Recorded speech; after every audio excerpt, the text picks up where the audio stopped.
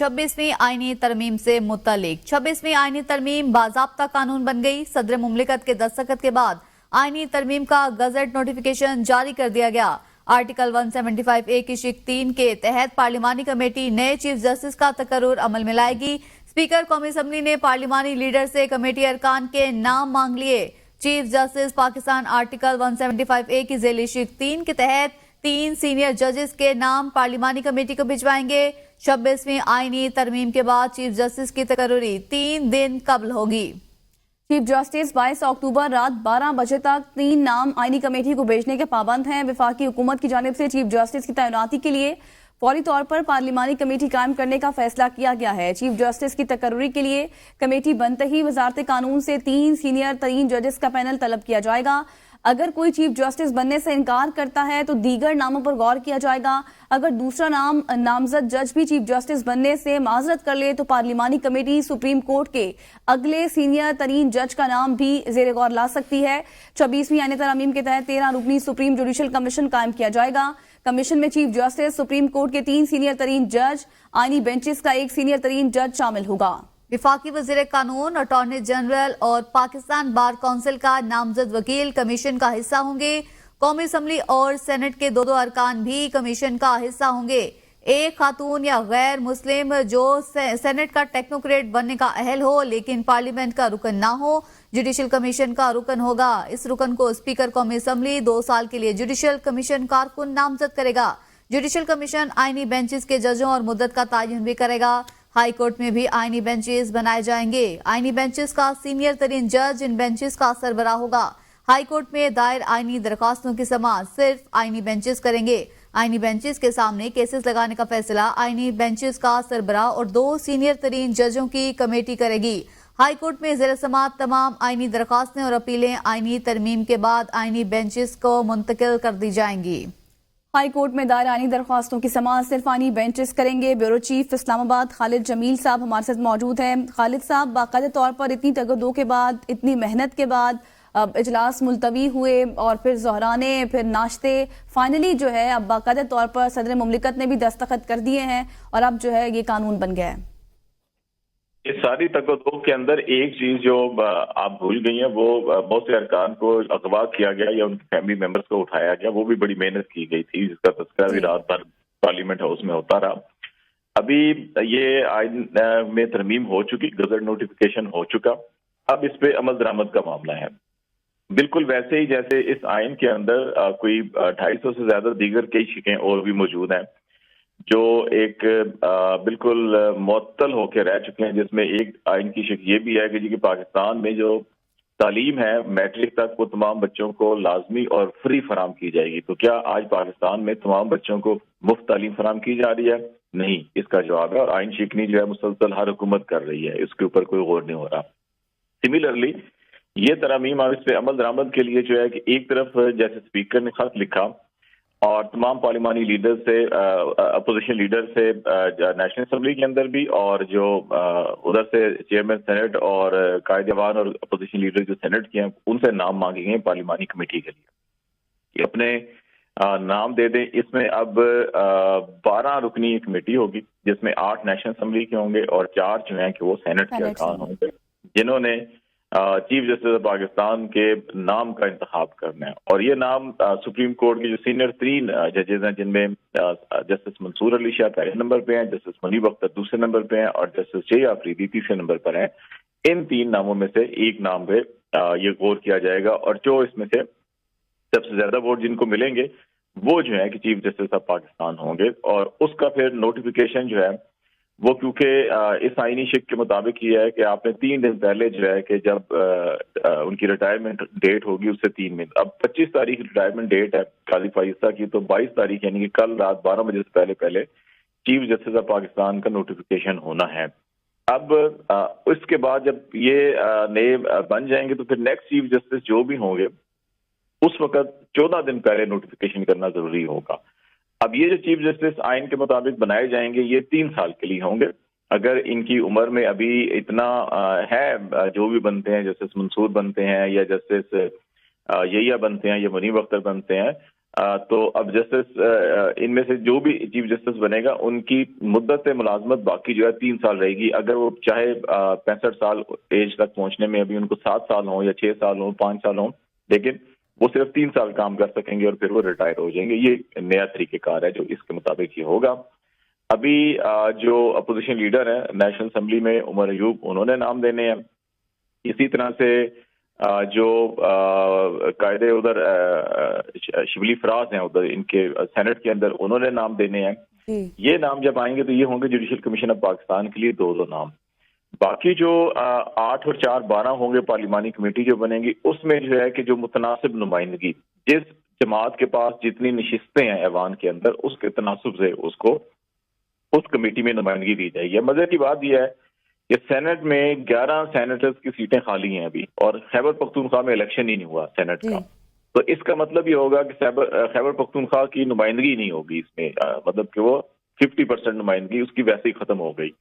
اور 23 نشستیں national assembly میں اس وقت خالی پڑی ہوئی ہیں, اس کے اوپر کوئی ایم این اے نہیں ہے. اور election commission supreme court of Pakistan کے 2 فیصلوں اور 2 وضاحتوں کے باوجود ابھی تک نوٹیفیکیشن جاری نہیں کر رہا کہ وہ 23 ارکان پاکستان تحریک انصاف کے سپریم کورٹ کے فیصلے کے مطابق وہ ممبر ہیں.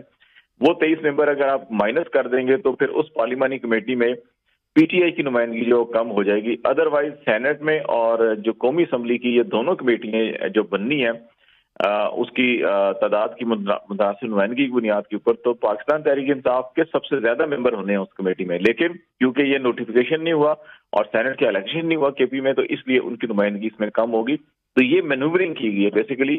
اس میں الیکشن کمیشن بھی اور پارلیمنٹ بھی اور ایگزیکٹو بھی, یہ ساروں نے مل کر یہ اس قسم کی ترامیم کی ہیں کہ جس سے اپنی مرضی کی کمیٹیاں بنائی جا سکیں, اپنی مرضی کے ججز بنائے جا سکیں اور اپنی مرضی کے ہی چیف جسٹس بنائے جائیں. تو یہ ہے وہ بیسیکلی یہ 26ویں آئینی ترمیم پوری کی پوری. اور اسی لیے جو اس میں اپوزیشن تو تنقید کر ہی رہی ہے, ہمیشہ اپوزیشن تنقید ہی کرتی ہے حکومت کے خلاف, لیکن اسی لیے چاروں صوبوں کی جو بار کونسلز ہیں, ہائی کورٹ بار ایسوسیشن ہے اور ڈسٹرکٹ بار ایسوسیشن ہے ملک بھر کی, وہ اس لیے اس کی مخالفت کر رہی ہیں کہ اس سے پورا کا پورا جو جوڈیشل سٹرکچر ہے وہ کنٹرولڈ ہو جائے گا حکومت کے ہاتھ میں. تو اس لیے اس کو کہہ رہے ہیں کہ نہیں, عدلیہ کو آزاد ہونا چاہیے. یہ دنیا بھر کا اصول ہے کہ عدالتیں جو ہیں وہ آزاد ہوتی ہیں, اور یہی وجہ ہے کہ اقوام متحدہ کے جو اسپیشل رپورٹر ٹھیک ہے. پر خالد صاحب, اگر اپوزیشن یہ کہتی ہے کہ یہ ایوان لیجیٹیمیٹ نہیں ہے, تو اگر لیجیٹیمیٹ نہیں ہے تو اپوزیشن اس ایوان میں کیوں بیٹھی ہے اور اس ایوان میں اپنے آپ کو مخصوص نشستوں کا حقدار کیوں سمجھتی ہے پھر اپوزیشن؟ دیکھیں, محترم بے نظیر بھٹو نے یہ سبق حاصل کیا تھا. انہوں نے الیکشن کا بائیکاٹ کیا تھا جب نان پارٹی الیکشن ہوئے تھے 85 کے, اور پھر اس کے بعد جو ہے کہ وہ ضیاء الحق دور میں جب ماشاء اللہ کا دور تھا, جب ختم ہو رہا تھا, اس وقت ابھی وہ تھے چیف ایگزیکٹو تو تھے ملک کے, صدر مملکت بھی تھے, چیف مارشل اللہ ایڈمنسٹریٹر بھی تھے. لیکن جب اسمبلی کے انتخاب ہوئے تو غیر جماعتی بنیادوں میں تو پی ٹی آئی اس نے پیپلز پارٹی نے بائیکاٹ کیا تھا. اس کا نتیجہ یہ نکلا کہ پھر جو وہ ہینڈ پکڈ لوگ جو ہیں وہ سارے کے سارے آ جاتے ہیں. ابھی وہ اپنا یہ کردار ادا کر رہے ہیں, اور پی ٹی آئی نے بھی یہ سبق سیکھا کہ پچھلے دور میں جب ان کی حکومت ختم ہوئی عدم اعتماد کے نتیجے میں, اور پھر وہ اسمبلیوں سے استعفے دے کے باہر چلے گئے, اور پھر اس کے بعد انہوں نے منمانی ایسی کی کہ انہی کے جو منحرف ارکان تھے جو آرٹیکل 63A کے مطابق تو نائل ہونا چاہیے تھا, لیکن وہ اسمبلی کے اندر ہی موجود تھے, اور ان میں سے اپوزیشن لیڈر ایک اپنی مرضی کا بنا لیا. اور پھر اس کے بعد جس طرح سے انہوں نے آج اپنی مرضی کی تقرریوں کے لیے قانون اور آئین کو بدلا جا رہا ہے, اس وقت انہوں نے اپنی مرضی کی تقرریاں کی ساری کی ساری. تو تحریک انصاف نے یہ سبق سیکھا کہ فورم کو خالی نہیں چھوڑنا, وہاں پہ اپنا پروٹیسٹ ریکارڈ کروانا ہے. اب اگر یہ تمام پروسیس کہیں بھی چیلنج ہوتا ہے سپریم کورٹ میں یا کہیں بھی جگہ پہ, تو وہاں پہ ایٹ لیسٹ یہ کہہ سکیں گے جی ہم نے وہاں پر بھی یہ نقطہ اٹھایا تھا اور یہ رجسٹر کیا تھا. جیسے علی ظفر نے کل بہت سے لیگل پوائنٹس جو ہیں کہ وہاں پہ پوائنٹ کیے تھے اور کہا تھا یہ میں آن ریکارڈ لانا چاہتا ہوں. وہ اسی لیے لا رہے تھے تاکہ وہ جو ایک لیگل کاروائی ہے وہ کل کسی بھی فورم کے اوپر جب اس کو چیلنج کیا جاتا ہے تو آپ کہہ سکتے ہیں کہ جناب ہم نے تو ہر فورم کے اوپر یہ آواز اٹھائی, لیکن وہاں پہ انہوں نے اس کو نہیں تسلیم کیا, اس لیے آپ کے پاس آئے ہیں. ورنہ عموماً عدالتیں کہتی ہیں جی آپ نے جو اپروپریٹ فورم تھا وہاں پہ کیوں نہیں بات کی, وہاں پہ آپ کیوں نہیں پوائنٹ آؤٹ کیا, وہاں پہ آپ نے ارکان کو کیوں نہیں بتایا یا چیئرمین یا اسپیکر کو کیوں نہیں بتایا آپ نے, تو وہ انہوں نے کیا. سملرلی عمر ایوب نے اپنی جو تقریر کی نیشنل اسمبلی میں وہ بھی ایسے کیا, اور اب وہ ہر سٹیپ کے اوپر یہ لیگل پروسیس جو ہے کمپلیٹ کر رہے ہیں. اور ان کو عوام نے ووٹ دیا ہے, ان کے ووٹ کے اندر اب ان کا یہ کہنا ہے کہ جی کہ مینڈیٹ کے اوپر ڈاکہ ڈالا گیا ہے, फॉर्म 47 जो है कि वो जाली बनाए गए हैं, इसीलिए शायद अभी पंजाब के अंदर भी और इस्लामाबाद हाई कोर्ट के अंदर भी आपको याद होगा कि इलेक्शन ट्रिब्यूनल्स को एक तवील अरसे तक मुअत्तल किए रखा गया, और अब पंजाब के अंदर भी बनाए गए हैं तो वहाँ भी मर्जी के बनाए गए। तो अब वहाँ पे देख लें कोई समातें बिल्कुल जैसे हो ही नहीं रही हैं, रुका हुआ काम। और पहले जो है कि फौरी तौर के ऊपर मांगा जा रहा था कि फॉर्म 45 लेकर आए ओरिजिनल, अटेस्टेड कॉपी 47 लेकर आए, ताकि देखा जा सके कि कहाँ जालसाजी हुई है या नहीं हुई है। तो लेकिन हुकूमत ने उसमें रुकावट पैदा की, इलेक्शन कमीशन ने रुकावट पैदा की, और हुकूमती अरकान ने जो है दरखास्तें दे के जो है उन सारे प्रोसेस को रुकवाया। तो रुकवाता तो वही है जिसका अपना दामन दागदार हो, जिसको रिलीफ मिलने जा रहा हो, वो कभी प्रोसेस को रुकवाता नहीं है, जुडिशल प्रोसेस को। तो ये इस सारे तनाजुर के अंदर जो है कि पीटीआई पार्लिमानी फोरम के ऊपर मौजूद है, अवाम ने उनको वोट दिया, बिल्कुल होना चाहिए, वहां पे उन्हें डट के खड़े रहना चाहिए, अपनी मौक़िफ़ बयान करना चाहिए। और अगर वहाँ पे कोई इलीगैलिटी होती है, अनकॉन्स्टिट्यूशनल चीजें होती हैं, तो वो अप्रोप्रिएट फोरम भी है। अभी तो ये जुडिशल जो रिफॉर्म्स के नाम के ऊपर जो तरमीम, ये 26वीं तरमीम हुई है, इसके नतीजे में अभी 5 रुकनी आईनी बेंच है। और मजे की बात यह है कि देखें, दुनिया भर में पाकिस्तान वाहिद, ये पाकिस्तान को एजाज हासिल हो गया आज कि दुनिया में पहला मुल्क है कि जहाँ पे किसी सुप्रीम कोर्ट के जो बेंचेस का फैसला होगा कि कौन सा केस किसने सुनना है, वो सुप्रीम कोर्ट के बाहर फैसले होंगे, वो सुप्रीम कोर्ट में फैसले नहीं होंगे। तो ये अजूबा एक अनोखा हमें एजाज दिया है इस हुकूमत ने भी, और ये इसके पीछे जितने भी सेलिब्रेटर हैं उन सब ने। खालिद साहब, जैसे कि अभी आपने बात की है पीटीआई से रिलेटेड भी, इससे पहले आप बात कर रहे थे, अब जाहिर है ये चीज़ तो अब देखनी होगी, जो अब चीफ जस्टिस का इंतखाब होगा वो 12 रुकनी पार्लिमानी कमेटी करेगी 2 ताई अक्सरियत के साथ। लेकिन जैसे अभी आपने पीटीआई के हवाले से बात की, आपको नहीं लगता हुकूमत तो कंसेंसस डेवलप कर रही थी, इत्तेफाक राय की कोशिश कर रही थी, जो वक्त मांगा गया पीटीआई की जानिब से वो भी दिया गया, मौलाना से मुशावरत भी होती रही, बानी पीटीआई से डाला जेल में मुलाकात भी की गई, लेकिन उसके बावजूद पीटीआई ने खुद डिलेइंग टैक्टिक्स को इस्तेमाल किया है, और वो उन्होंने वोट देना नहीं था, लेकिन सिर्फ इस तरह के हरबे इस्तेमाल किए जा रहे थे। देखें, ये हुकूमती मौक़िफ़ है। अगर आप ज़मीनी हक़ाइक़ को देखें, अब ये जो 26 तरमीम है इसमें आइन के अंदर जो पेश की गई हैं, अब आप मुझे बता दें कोई जी शोर आदमी कि अगर आप किसी शख्स के मिलने पास जाते हैं और आपको सिर्फ 40 मिनट दिए जाते हैं कि 40 मिनट में आपने उस सारे जेल के सिक्योरिटी प्रोसेस से गुजर के जाके बैठ के बात करनी है, और वहां पे 26 आईनी तरमीम पे कोई कंसल्टेशन हो सकती है 40 मिनट के अंदर। लीगल टीम ने ब्रीफ किया कि ये करने जा रहे हैं। उन्होंने कहा जी कि मैं अपनी पार्लिमानी पार्टी के लोगों से मिलना चाहता हूं, ताकि मैं उनसे भी पूछूं कि पॉलिटिकली इसकी क्या इम्प्लीकेशन होगी। और वो उन्होंने कहा जी कि मंडे को हो सकेगी, अब तो संडे आ गया दरमियान में जी। अब वो मुलाकात नहीं हुई, कि पार्लिमानी लीडर से मुलाकात नहीं हुई, और उन्होंने कहा जी हमें तो मंडे को जाना है। और इसको मौलाना फजल रहमान ने इंडोर्स किया कि ठीक है, इनको मंडे को मिलना चाहिए, टाइम देना चाहिए। लेकिन हुकूमत को, क्योंकि देखें ये पर्सन स्पेसिफिक